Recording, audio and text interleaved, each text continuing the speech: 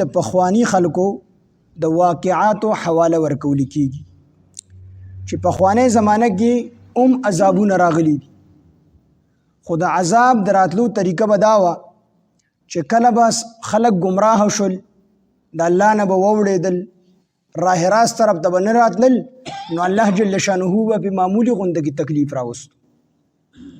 معمولي غونده تکلیف د بیماری، دغه رنګ د مال د تنګۍ تکلیف، د غریبۍ تکلیف پې راوستو. نو چې دې سره به دا خلک زړونه به الله طرف ته راوړېدل. عام طور په بیماری کې سړي ته الله را یادېږي، په سخته کې الله را یادېږي. نو چې دوی به الله طرف ته رجوع وکړله، صحیح مسلمانان به شول، نو بس صحیح مسلمانان به شو، الله به پې عذاب را نه وستو.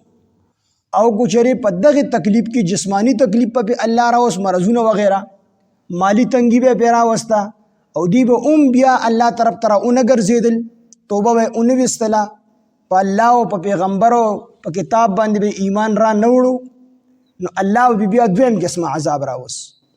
نو دویم قسمه عذاب به د خوشحالو د فراحو به هر قسمه نعمتونه به الله پاک جل جلاله وکړل. نو چې کله به په هر قسمه نعمتونه وکړل، نو دیو په دې خپلو نعمتونو کې مست شو، مستی به شروع کړله. نو دا دویم قسم امتحان، دا د نعمت امتحانو چې دوی د الله شکر ادا کړي.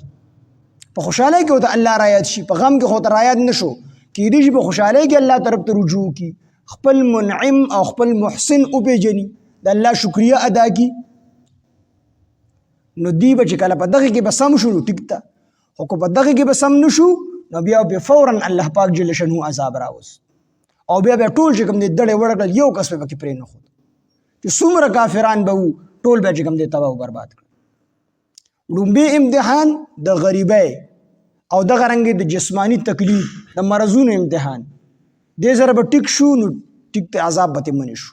او که دې سره به ټیک نه شو، نو بیا به الله پاک فتحنا علیهم ابواب کل شی راځي، د هر یو څیز دروازې به الله کولاو کړي. چې کله به هر قسمه دروازې کولاو کړلې، نو که په دې کې به څوک الله طرف ته رالل، نو الله به معاف کړل، او که نه په دې کې به نور مست شو، مستي به پکې پیدا شوه.